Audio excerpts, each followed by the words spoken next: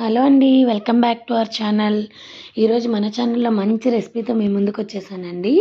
ఈ రెసిపీ మనకి ఇమ్యూనిటీ బూస్టర్‌లా పనిచేస్తుంది. ఇంట్లోనే అన్ని డ్రై ఫ్రూట్స్ మంచి మంచి ఇంగ్రీడియెంట్స్‌తో చేసుకున్న రెసిపీ అండి. రాగి డ్రై ఫ్రూట్ లడ్డు ఎలా చేసుకోవాలో చూపిస్తాను. ముందుగా స్టవ్ మీద ప్యాన్ పెట్టుకొని హాఫ్ కప్ పల్లీలను వేయించుకొని తీసుకొని పక్కన పెట్టుకోవాలి. అదే ప్యాన్‌లో 2 టేబుల్ స్పూన్ల తెల్ల నువ్వులు కూడా వేయించుకొని పక్కన పెట్టుకోవాలి. హాఫ్ కప్ పల్లీలకి 1 కప్ రాగి పిండి అండి.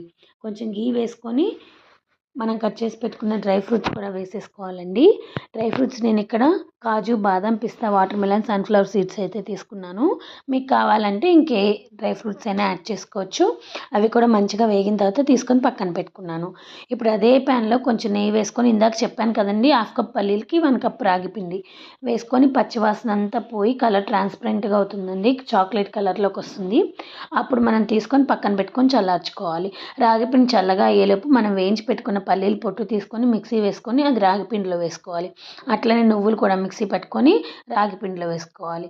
ఆ మిక్సీ పట్టిన నువ్వుల్లో మనం ఇప్పుడు డ్రై ఫ్రూట్స్ ఇందాక వేయించి పెట్టుకున్నాం కదా, అందులో సగభాగం మాత్రమే వేసుకొని పౌడర్ చేసుకోవాలి.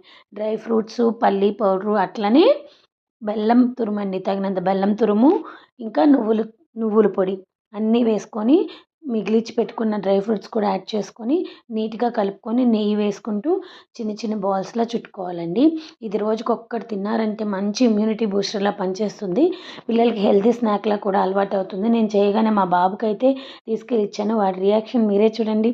చాలా బాగుందమ్మా అని చెప్పాడు. మీరు కూడా ఈ రెసిపీ ట్రై చేసి నచ్చితే కనుక లైక్ చేయండి, షేర్ చేయండి.